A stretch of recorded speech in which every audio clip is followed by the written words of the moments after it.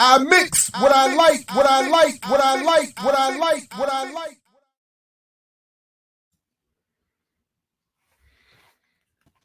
All right, what's up, fellas? Good to see you. Mike Crenshaw, long time no see. Good to see you, Don C. Sawyer the third. Welcome, good to meet you. Appreciate you coming through. We're expecting also my good brother Anthony Nocella to join us in just a minute. All of us are contributors in one form or fashion to this new book, Fight the Power: Breaking Down Hip Hop Activism. Let's get into it. And so I'll start. Let me back up here. I wasn't entirely sure who was coming through or when, but joining us right now, we got Mike Crenshaw, who was born and raised in Chicago and Minneapolis and currently resides in Portland, Oregon. Crenshaw is an independent hip hop artist, respected MC, poet, educator, and activist. Crenshaw is the lead U.S. organizer of the African Hip Hop Caravan and uses cultural activism as a means to develop international solidarity related to human rights and justice through hip hop and popular education. You can continue reading more about his work and background in the biography section of the book here. Don C. Sawyer III, Dr. Don C. Sawyer III, PhD, serves as Vice President for Equity and Inclusion and is an Associate Professor of Sociology at Quinnipiac University. Yeah, you got it. How close was that? I was close? You were on point. Okay, right on. He teaches the university's first sociology course dedicated to hip-hop culture. He earned his PhD in sociology and MS in education from Syracuse and a BA in psychology from Hartwick College. His scholarly interests include race, urban education, hip-hop culture, pedagogy, critical media literacy, and visual sociology. Again, fellas, welcome to the program. It's good to see and to meet you, and joining us right on time is another co-editor of the book, Anthony Nocella the third, who among other things is a PhD scholar activist and is editor of the Peace Studies Journal and professor of the Department of Criminal Justice and Criminology at Salt Lake Community College. He's the co-founder of Disability Pedagogy, Terrorization, and Eco-Ability, and has published over 100 articles and 40 books. Good morning. Thank you all for joining us, getting up a little early. Where should we start? Anthony, why don't we start with you? You pulled us all together for this project and several others. What is the purpose of this book here? What was the goal? And what have you all accomplished in Fight the Power: Breaking Down Hip Hop Activism? Sure. Thank you so much, everybody. Thanks, Mike, Don, Jared. Thank you so much for being here. I think the book, as an editor, or a co-editor of a book, I think it's really important to provide space and place for marginalized and oppressed voices, right? And there's a lot, since 2011, the rise of Black Lives Matter, Black liberation, new movements have emerged, Standing Rock in North Dakota, just a mixture of different, the transgender movement has boomed in a diversity of ways. The environmental justice movement has reshaped Greenpeace USA and so many other organizations. So and I think a lot of it has been influenced by hip hop, right? And they're using lyrics in their chants, and so. Me being growing up in Philadelphia, being involved in hip hop, and then now putting on hip hop shows, and then inviting people like Atmosphere or Brother Ali, and a number of other beautiful people to rallies to speak. I think what we're learning is that music has taken on a very, very important part of the modern day movements. And I think that's, common sense to a lot of sociologists and social scientists. But I think people need to understand how powerful hip hop is when it comes to social justice within the United States. It is interwoven into almost every single movement. And so we have people from all over the United States to introduce and kind of speak about the experience to their activists to organize usually or anti-racist cities and all over So I think that's what this book's about, is to kind of center that element, that part of hip hop, to discuss the importance of hip hop activism. What is hip hop activism in the era of hip hop being corporatized, whitewashed, and capitalized? Don, let me go to you.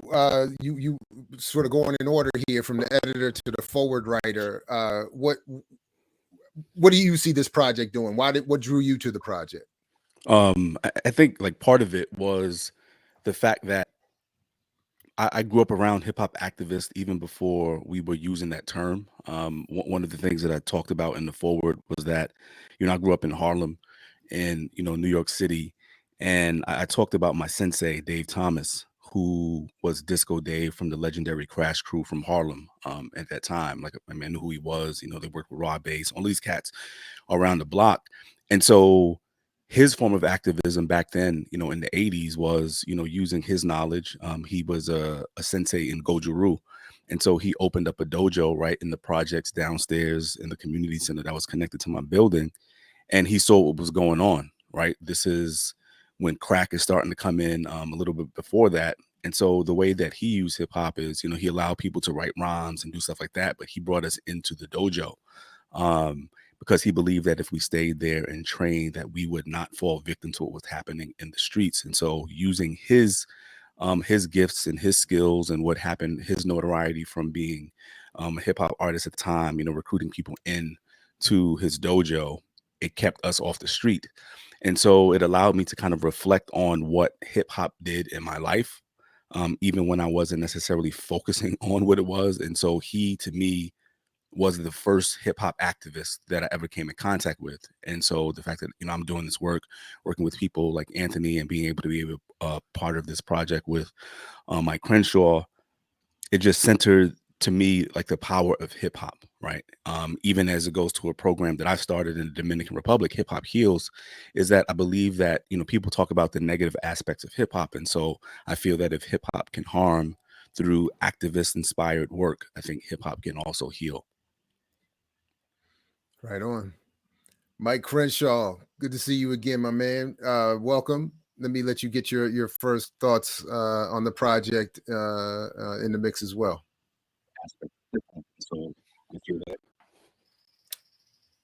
Uh-oh. Yeah, Mike, we might have a bad connection with you. I'm not even hearing you right now, and you're kind of chopped up and freezing all of a sudden. Yeah, now I don't hear you at all even.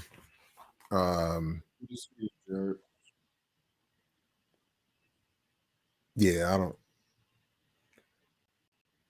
Yeah, I'm just grateful to have had. Oh man, What's going on with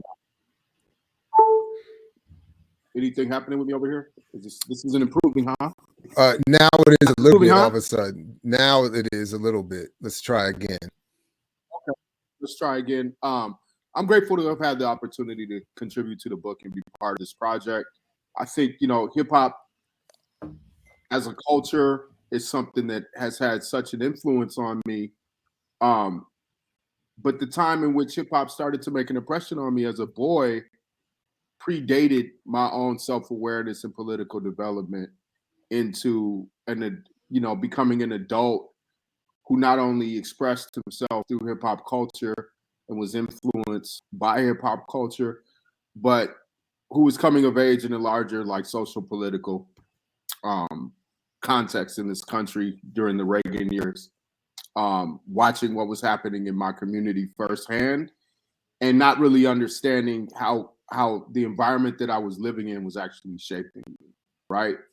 And so that my first response to things that I felt like I had to do something about in my community as a matter of self-defense and ultimately community defense was the white supremacist neo-Nazi skinheads being organized by the Ku Klux Klan, and so my peer group and I responded to that. And in doing so, I became politicized, but I didn't realize at the time that I was practicing from a political activism as much as I was just doing what I felt I had to do with my friends. And I think in its essence, this is happening parallel to the golden era of hip hop, right? And so we're going to the record store and we're buying 12 inches. We're buying hip hop singles, but we're buying hip hop punk rock 7 inches at the same time. And we're seeing the convergence of skateboard culture and hip hop culture. And we're listening to Bad Brains and Beastie Boys and Public Enemy, and we're fighting Nazis.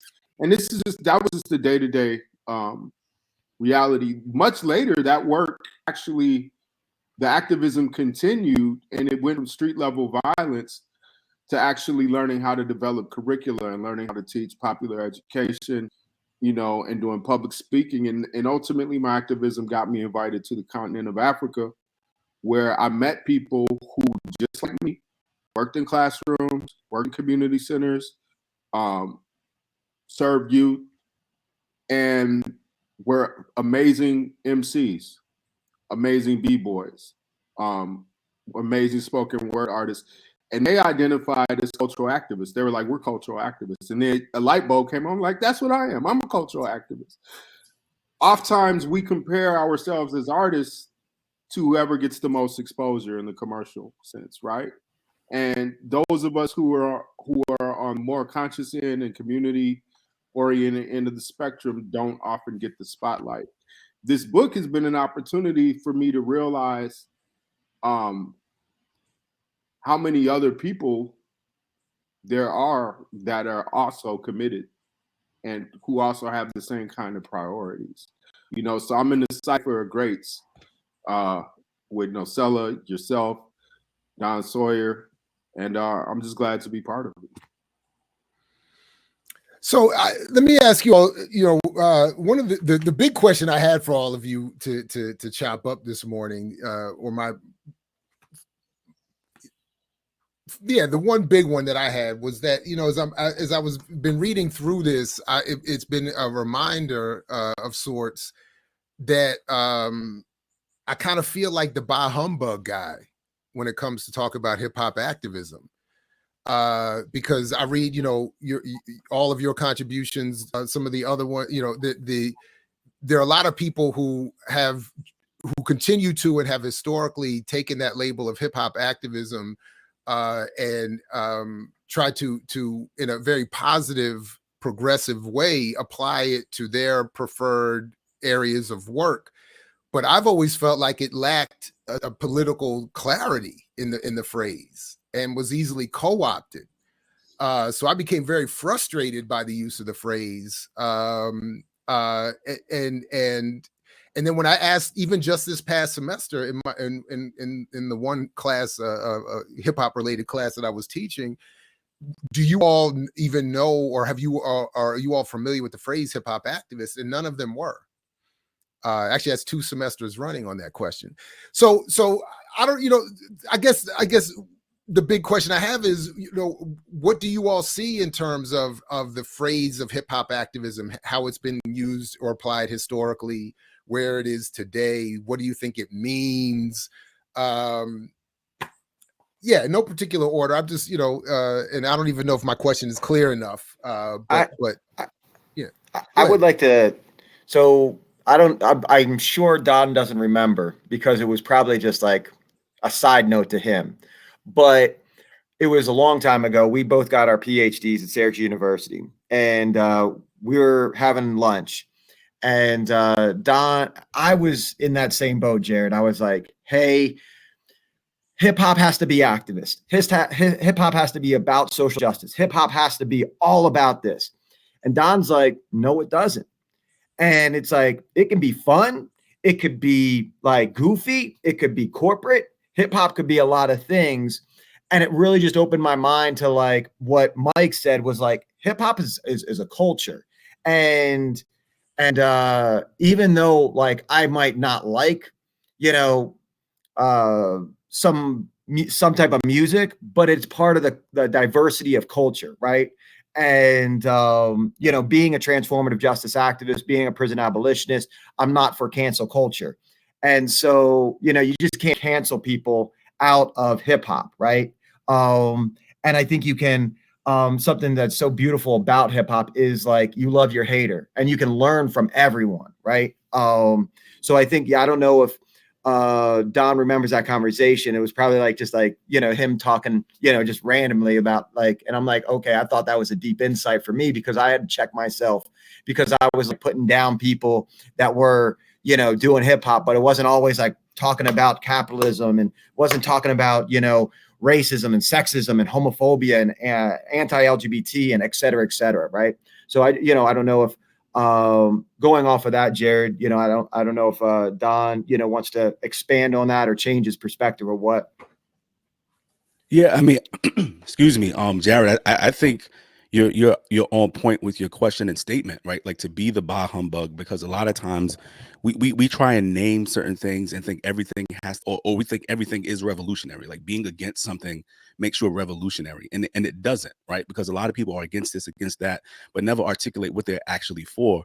And so, like Anthony, I do remember, you know, that conversation, because people try to make hip hop into something that it's not, right? People make it seem like, you know, back in the day was this, as if we were all sitting in circles with our hands raised and humming. Like that's not what hip hop was. Hip hop has always been multidimensional, right? Like there were people who were political, there were people who were talking about shaking whatever part of your body they wanted to see. Like it was always there. It was an option, right? Some people were out in the streets. And for me, when I think about a hip hop activist, I'm not out in the streets with a bullhorn.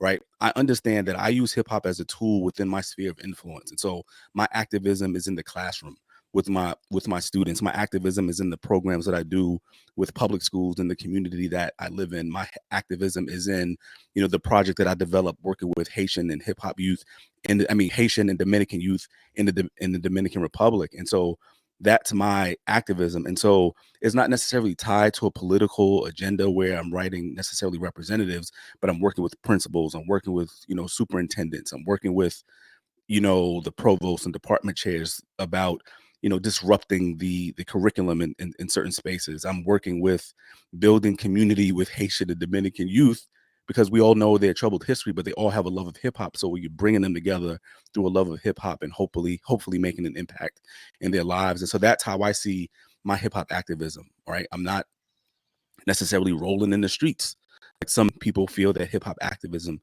has to be, and that's what it's supposed to look like.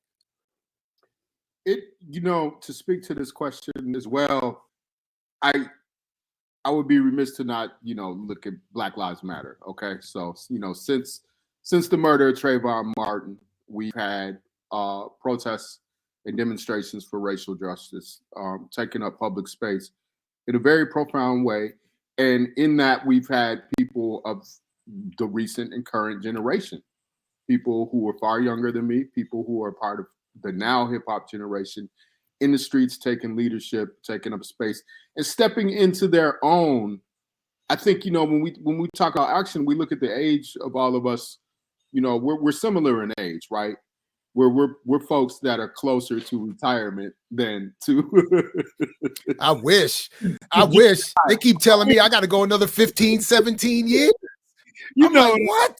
But you know, if we're honest with ourselves, we're going to look at the context in which we're having this discussion is a context that has been impacted by our generation and by how long we've been around, by economic choices that we've made to survive and still be authentic. And that's a big part of what hip hop is showing up as your authentic self, no matter where you are and how you do it.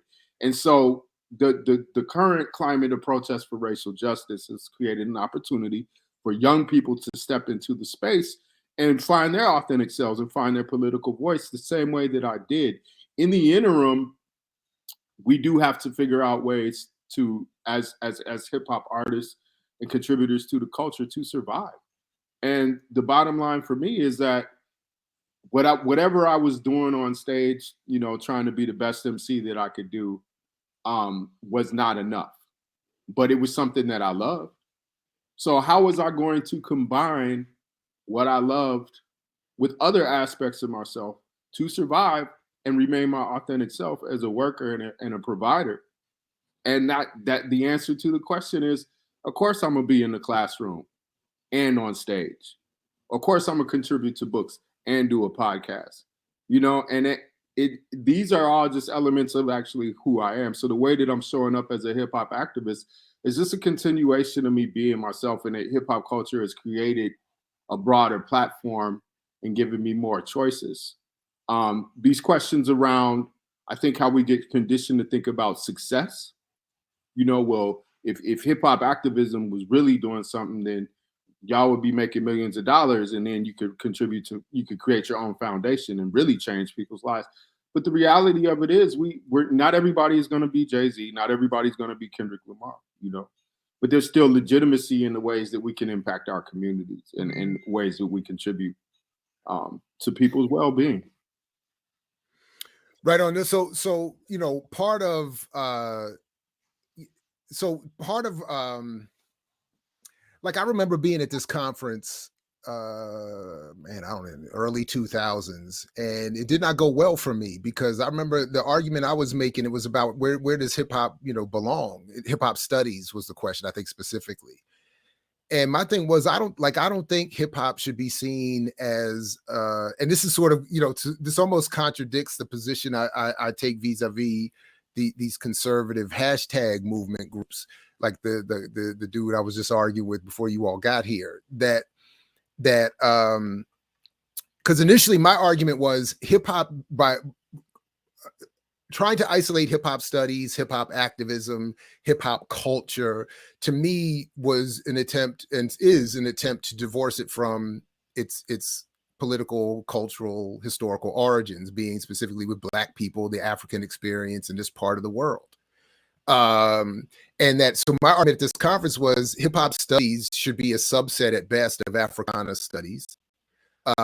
Hip hop activism and cultural and culture should be studied as offshoots of Black and African, Pan-African experiences, so that the people don't get left behind the genre and the labeling.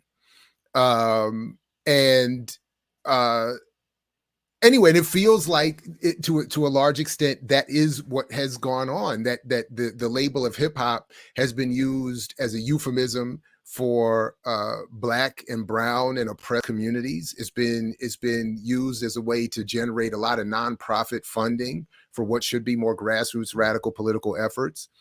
And then for me, the quintessential horrific moment was that 2004 National Convention in Jersey, where everybody was like, hip hop is going to rally behind John Kerry for president. I was just like, how? So in other words, anyway, and again, I don't have a particularly well-formed question here, but again, I'm just wondering what you all think, and maybe I use this as a segue to the next question I did have, to ask you all to talk more about what you all put in your essays. But this question of, doesn't hip hop need didn't it then, and does it still now need a more clear ideological definition? Does it need to be more clearly connected in the way it's genred and then set off for analysis to Black people and the communities that produced it initially, and the conditions that produced it initially? Anyway, what do you all think about any of that? And by all means, use it as a segue to talk more about what you all put in your essays. Go ahead, Mike. I see. I feel like it's, the culture is too vast. There's too broad of a spectrum, which I think is a good thing. That's an asset. That's powerful. For us to ask these questions, these are questions for us to answer ourselves through our own work and our own efforts. If I said to you, Jared, I feel like hip hop has to have a more defined direction culturally and politically, and that the politics need to be more clear, and we need to be in unison about what direction we're going in as a culture, then it would be up to me to organize with others who felt the same way. But by no means will we have the right to then impose whatever our opinions are on the culture, the broader culture at large, and if we did, we would be met with confrontation and resistance, and that's healthy, because the fact of the matter is, there's people in every community that can be self-defined as such on earth that are expressing themselves through hip hop culture. So there are people that are expressing themselves through hip hop culture in languages that we don't speak and we don't understand, that we haven't met and that we're not aware of because it hasn't been brought to our attention yet. And the conditions that they face and their dreams and their goals and their aspirations and what they've been exposed to is going to shape how they do it. And it might look entirely different than what I need to see reflected in the way that I express. There's just too much to try to get some type of uniformity. I think the greater uniformity is something that's bigger than us as individuals. And it's something that no matter how it shows up in its diversity of expression, we can still look at it and identify it and say, you know, that's hip hop. And if we can't say that's hip hop, we can say hip hop has an influence on whatever that is. And I think that that's healthy. I mean, I appreciate you saying that, right? Because I think sometimes people look at the hip hop community as a monolithic group, and clearly it's not. Like we all have, I would say, varied, political aims. And one of my frustrations with hip hop, specifically hip hop in academic spaces, is that a lot of the stuff that we talk about and that we, critique and analyze is not happening in the streets. You know what I mean? Like, when I go into these barbershop debates or discussions, a lot of the stuff that we're talking about in academic spaces, unfortunately, is not, some people are not informed by the streets and the places where hip hop is being produced. And I think that's one of the faults of, the fight to get hip hop into academic spaces, because I think sometimes it gets sterilized in those spaces. And it's like we forget what hip hop came from or where it continues to come from. And so that's been one of my frustrations about this work is, how do we create this balance, specifically those of us who are in academic spaces and doing this work, that's not disconnected from the spaces and the communities that produced it. And so those have been some of my struggles when I think about like hip hop activism or the academic side of hip hop and hip hop scholarship and things of that nature. Anthony, did you want to get in? Sure. Just thinking, last Thursday, I and a number of people from Save the Kids did a vigil for the people that were murdered in Texas and New York, right? And I think it would be, in my opinion, a disservice if we at least didn't speak about this issue, right?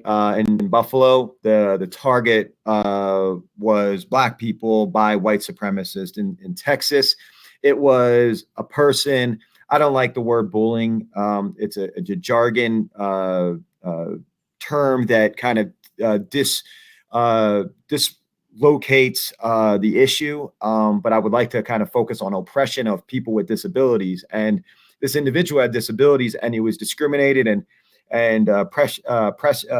prejudiced against numerously over and over again until he couldn't take it anymore, right? It was a brown oppressed community on the southwest of San Antonio, which is a very marginalized space and place. So I think, as Save the Kids is organizing around these issues, we're also talking about healing. We're talking about organizing. We're talking about not just pray and love, which is very important. And I think a lot of activists are, I posted something. I was like, man, my love goes out to that family or those people. And they're like, F that love. And I'm like, whoa, okay. Like, I'm just not there with you. Like, and I'm like, I hear where, like, if anybody knows me, I'm like, I'm about love, but I'm also about action. And I think everybody on this panel is about that. And I think, something, which, Don noted was this is not a monolithic culture. Right. And I think, Jared, you noted that, it should be rooted in Pan-Africana studies and Black studies. And I think it should. We need to understand the decolonizing of this culture and the historical authenticity, which Mike speaks about, the rawness, the free-flowing ciphers, that it's not always, you never know what's going to happen. In 2011, in Minneapolis, we were doing a mass protest, like 5,000 people. Save the Kids and a number of other organizations closed down about 11 blocks of downtown. And me, my white self, was like, why did everybody stop? We have to get to the like city hall. And I was getting nervous. I didn't know if there was like an argument, police arresting people, etc. And I was like pushing through the crowd, trying to make sure that like what's going on. And I was with a whole bunch of other people, just like making sure what's going on. I get to the middle. There's a guy with a bicycle with a speaker, and he's playing Michael Jackson. And a little kid, maybe 7, 8 years old, is dancing and breaking, and everyone's having a good old time and smiling and clapping and all these things. And I think, you know, for me, I always go back to that example and a few other examples. Like, that's hip hop, right? Like, you're never, the moment you're not ready for something, that's when it pops out. Like, you know, that's like when you're crying at something that you're not supposed to, right? Like, hip hop is the decolonizing, like, domestically, if we look at it from a US perspective, of being your authentic self, right? Like, and I think that's, you know, so when, Michael Eric Davis speaks about Jesse Jackson being, you know, hip hop, even though he doesn't know the music really, like, he might say, yeah, he's hip hop because of his story, right? And like he said that repetitively, right? And I think there's something to be said about the story. Talking about Michael Eric Dyson. Yeah, that's oh my God. He's exactly my point. Go ahead. My bad. Go ahead. Sorry. No, I hear you. Like, there's a problem, but I would like to add, like, Jared, I think there's something to be said about having it rooted in like Africana studies, right? And then I think there's like back and forth, right? No, but that's sort of my point, because like the example you're talking about, this was always my problem. Yeah. That the example you're talking about, instead of people being able to say, hey, look at what Michael Jackson and these other kids are doing, look at that, wow, that's blackness, that's African culture, it becomes, no, that's hip hop. And then that allows whites in particular, but other non-black people, to be able to say, I'm doing hip hop, instead of I'm doing something that's pretty I'm performing blackness, because then that might also force people to be reminded that the very people I'm mimicking and wanting to be like and admire, they're still poor, they're still oppressed. And then it might make them want to do something about it. But instead, they could just say, oh, no, I am hip hop. And then every kid around the world could put on, it was like, that's why I hated the end of Spike's movie, where it's like, I am Malcolm X. And everybody could just say, I am Malcolm X. It was like, nah, there's a particular purpose. There's a particular history and politics to that. Yeah. Real quick, Don, my bad. And anyone can jump in and respond. But real quick, Don, I forgive me for this, man. But just seeing you there in your setup with the hat, have you ever been said to be told that you look like DJ Academics? Has anybody ever said that to you, asked if you were the same? Hell no, man. I mean, I've had white people look at me in restaurants and walk up to me and ask me if I was on Shark Tank. But other than that, I don't get that reference. My bad. I don't get that reference. So look, we're gonna go down this route. My bad. Anyway, my bad. Sorry about that. Go ahead, Mike. I was in Seattle, and a brother, like, I thought I was about to get shot. Right? He skidded, jumped out his car, ran up on me. He thought I was Guru.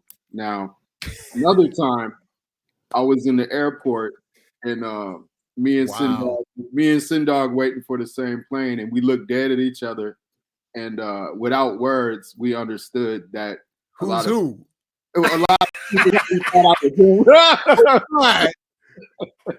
I could somebody lighter skin come like me, run up next to you, say, I got just kill a man. You'd be like, yeah, I could see that one. But Jared, the funny thing, I want to unpack this when he said Michael Eric Dyson and your spirit shifted. You said, I'm interested in where I'm assuming where you're going with it, but I'm interested in where how that rubs your spirit in a particular way when we talk. I have a long-standing, like I have a long-standing political disagreement. We just position differently. Like, I think Michael Eric Dyson is someone who is always attempting to be the dominant spokesperson for white people about black people. And then when it comes to hip hop, he's made a number of, I think, particularly egregious mistakes about going back even to the early 90s, where he was testifying in Congress against C. Dolores Tucker, which I think was a mistake. and emphasizing. He was claiming to be a champion of hip hop and of Black youth when he was politically misunderstanding its co-optation and it's being turned as a weapon against Black people and Black youth. Because he's not a radical, he's not politically radical. He doesn't have a particular analysis that I think is helpful here. So, and then he wants to co-opt the situation. So he wants to do very quickly produced works around hip hop so he can stay relevant. He could talk about Jay-Z and he can cite Jay-Z lyrics and seem cool and all that kind of stuff. But he doesn't do anything to help with an analysis of hip hop's relationship to Black and brown people, or the broader colonial capitalist white supremacist apparatus that's involved. So that's the short. Okay. That's the shortest I could do with that. That's where I thought you were gonna go, because I mean I've heard that critique as well. And I think that's part of like the whole thing with I am hip hop piece, right? If someone gets up in a speech and quotes some lyrics, then whatever they're doing is hip hop in that moment. I don't necessarily agree with that, and I think there is an effort in certain ways, like I said, specifically, and I keep on going back to the academic space because that's where I reside. And so when I'm teaching my course on sociology of hip hop, one of the questions that I ask students, I don't remember what week it's in, but the question for the week is hip hop Black? Now, this last class that I had, it was probably like 40% students of color in this class, and saying like, is hip hop Black? And people were saying no. And I was like, what? And I was like, give me more, right? Because they were saying that, because it's everyone can participate in it. I love it. I do all of this stuff. And I was like, yeah, but that doesn't mean anything. I was like, and this was like random off the top of my head. I was like, how many people eat Chinese food? And people, raise their hand. I was like, just because all of us eat Chinese food, does that make it any less Chinese? Because everyone can participate, everyone can cook it. But we understand like the cultural roots and stuff that where it's come from. And I think that's the piece, like with hip hop being so open in certain spaces, that allows people to dissect hip hop and separate it from the culture that you're talking about, like the Black and brown culture that created it. But see, that's my point. Your example is perfect. So like 25 or whatever years ago, I don't know, there was a Chinese woman in my PhD program. And at the end of the program, she invited us and one of our professors to an actual Chinese dinner. She said, come have some Chinese food. And I admit, particularly then, I was wildly ignorant about what that meant. And I assumed I was going to get probably just a better version of what we get at restaurants. And that's the point, that the meal had nothing to do with. So that's the point I'm getting at. And that's what I think has been lost in too often in these comparisons, and that one in particular with hip hop, that the hip hop that we now know, that's not authentic. That's not the raw expression of the people. That's the form that has been intentionally crafted and shaped for consumption on a mass level by white and other, by white society. And that's where we, so people are thinking they're eating Chinese food. Did they ever go to China or sit down with an actual Chinese meal? They're going to be like, whoa. And that's why when a lot of times when people who are all about hip hop come to an actual political space around the conditions of the progenitors of hip hop, they get confused, and the politics get confused. So that's, anyway, sorry. Go ahead. Everybody else jump on in. Yeah, go ahead. Jared, I would just want to say, I always kind of going back to that. I mean, a lot of hip hop heads have said hip hop's for everybody. Hip hop's for everybody. And even though 75% of albums, approximately are bought by white suburban people, right? Which is great, whatever, people buy it. But going back to White Man Can't Jump, right? And they're talking about Jimi Hendrix, and it's the idea of you can hear Jimmy or you can't feel Jimmy. And I think white people can't feel hip hop. You can hear hip hop, but you can't feel hip hop. And if you are going to feel hip hop, you have to take the Black experience out of hip hop, in my opinion, right? So I will always be part of hip hop. I always appreciate hip hop, but I am not hip hop, right? And that's just from my perspective. Somebody might challenge it. I know a lot of people in Zulu Union that are going to challenge that, et cetera. They're like, no, hip hop's for everybody. I think it's for everybody. We can listen to it, but we just will not hear it and feel it, if that makes sense, Jared. And it does. No, go ahead, Mike. Yeah, go ahead. Mm-hmm. Yeah, this has always been a strong point for me too. I always understood that, in essence, hip hop is Black cultural expression, and that whatever we were doing in the New York boroughs in the '70s was actually a contemporary channeling of ancient practices, right? In terms of rhythm and movement and oral traditions. So I know that.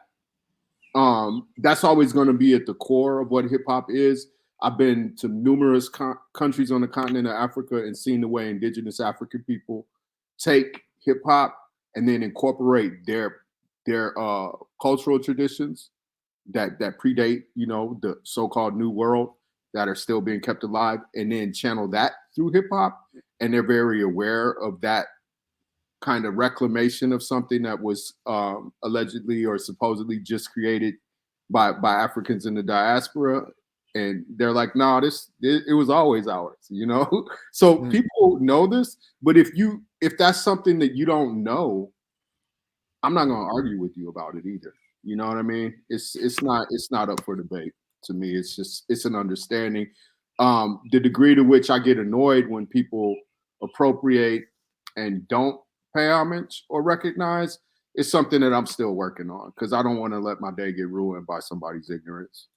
No, but but that's I get that, but and sort of my point that whether or not I get the point about or I get the point, I think, Anthony, that you're making about white people can feel it or can't feel it or whatever.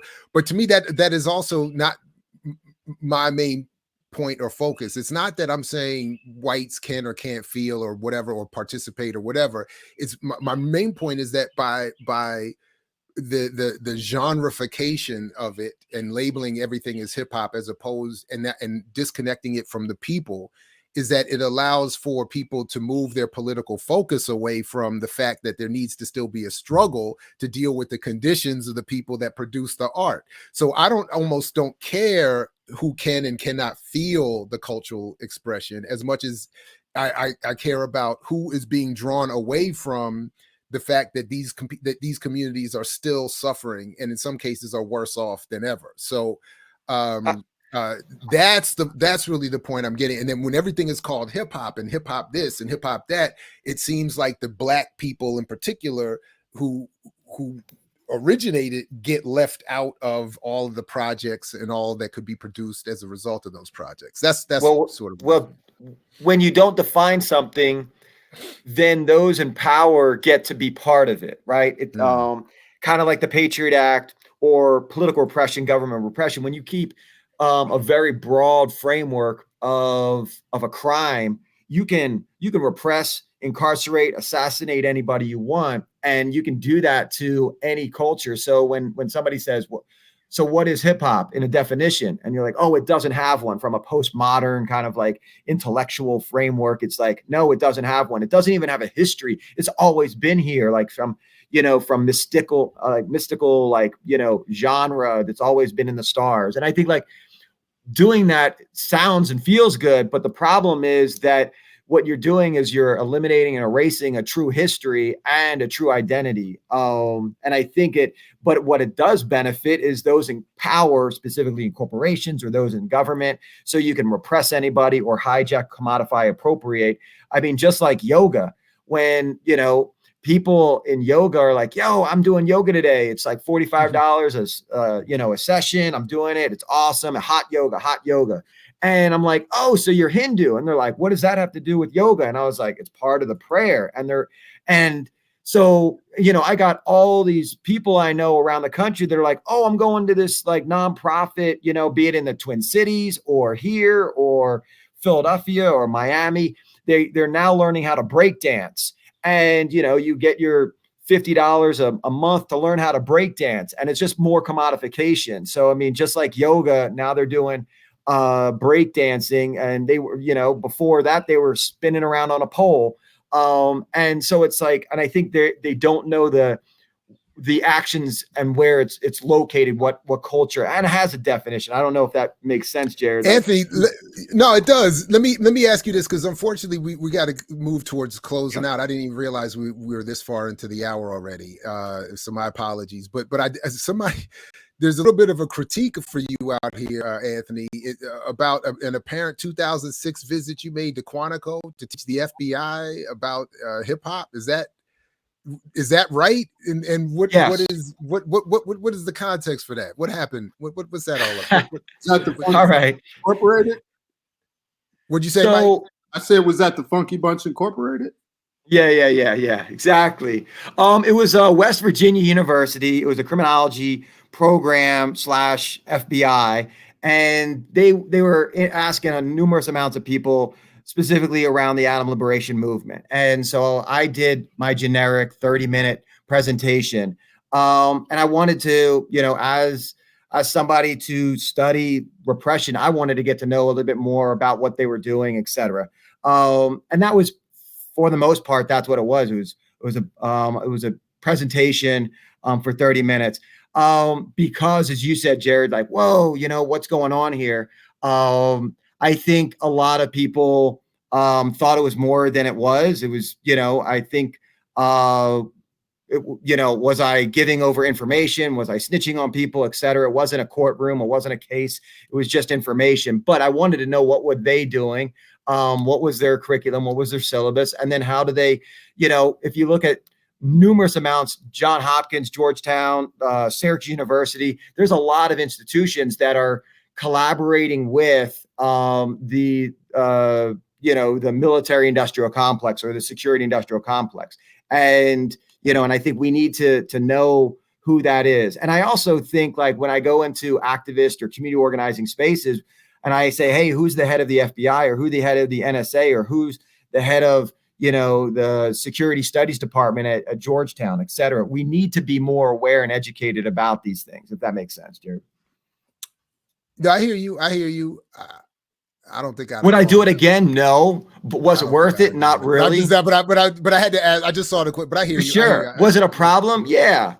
Did I learn from it? Do I get people always asking? Yeah. I mean, I know who I've been for the last 30 years of my life, and I think, are we perfect? No, not at all. Do we make mistakes? Yeah. Man, speak for yourself, homeboy. It's like, I'm just playing. No, just a couple comments that I'm looking through real quick. Yeah, I did bring this up that I agree that hip hop should be part of Black Studies. Yeah, I think Dolores Tucker should be revisited. What else? Anybody? Let me give you all any last concluding comments or anything you want to leave us with. I'm happy to have you all back and do parts 2s and 3s and all of that. Oh man, I would love for there to be a 2022 self-destruction. Mike Crenshaw, what you got on that? Yeah, there definitely needs to be a 2022 self-destruction. I think, with the debate around what firearm control and what needs to happen, in reflection on the tremendous loss of life that we just recently had in New York and Texas and will continue to have in this country, I think that there really needs to be a deeper exploration about the legacy of colonialism and imperialism and capitalism and genocide, and how guns were used as part of the Western project globally.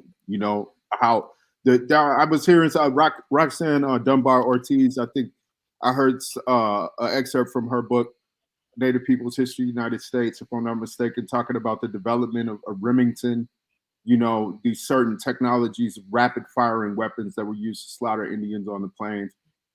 These are stories that have been almost erased from history. So, but they're connected to the firearms industry and what those guns were originally intended for. And there's a question that we can look at around those guns still being used for that same purpose, whether it's us picking up the guns and using them against each other, or whether it's the police or military or whatever. And that's inextricably linked to white supremacy and colonial domination.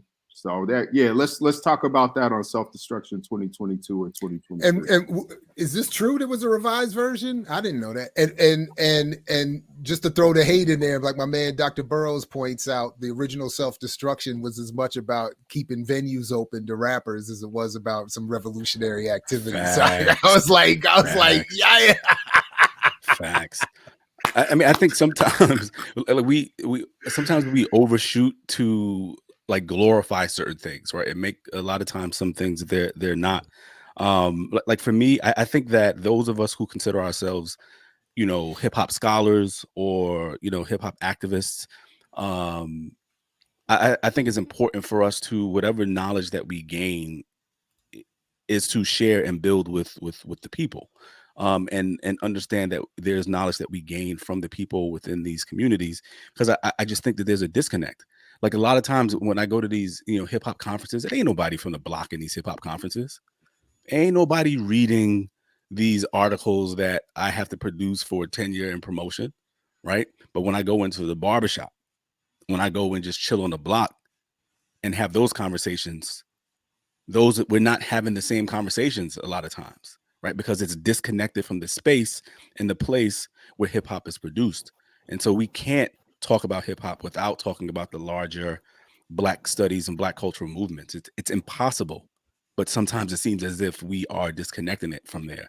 And so I think that if we're going to be true to hip hop, whatever it is and however we define it, we can't be true to it and not be connected to the spaces in which hip hop is and has historically been created. Because if your engagement with hip hop is only in an intellectual space, then I would say that it's not real hip hop. It's the commercialized Chinese food that we think is real. Word, right on.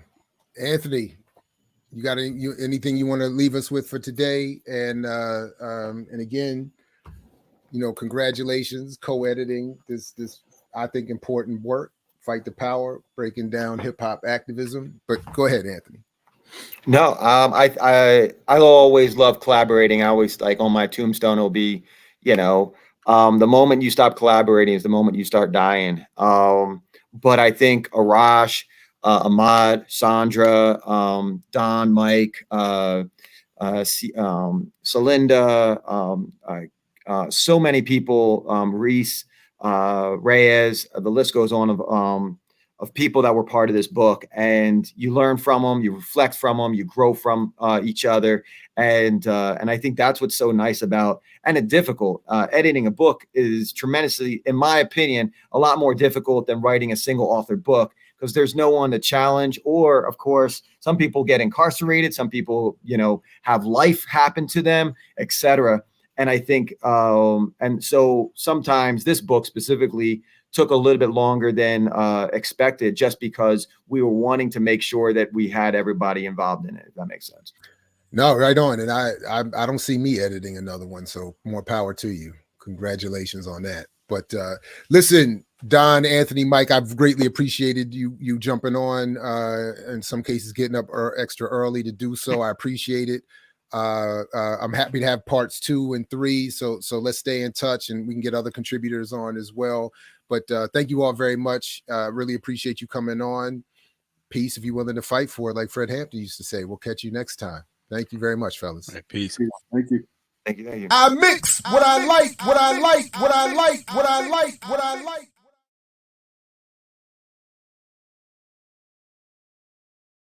All right, good people. Thank you very much for sticking around for this long, extended show. A lot of very interesting morning, to say the least. Please do continue to support the platform. Get you some new merch, blackpowermedia.org. New stuff coming out. Stick around for all the other shows that have been coming up. Make sure you got all the bells and everything clicked. Join, like, subscribe, share these, all this and all that good stuff. I'm probably just going to timestamp this join up so people can find what they need to find in it going forward. But again, thanks to everybody for coming through. Really appreciate all of the remixers. Some of you stayed through the whole show, a long morning.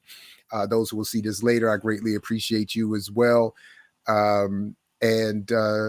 Yeah, so like Fred used to say, peace if you're willing to fight for it. Continue to support the show and the platform, and catch you next time here at I Mix What I Like, and tomorrow morning on the remix.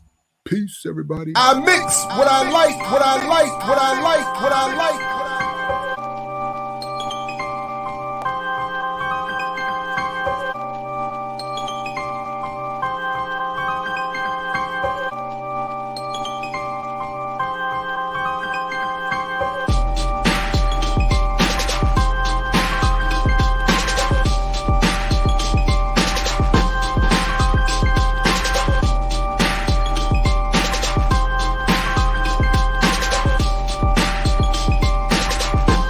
I mix what I like, what I like, what I like, what I like.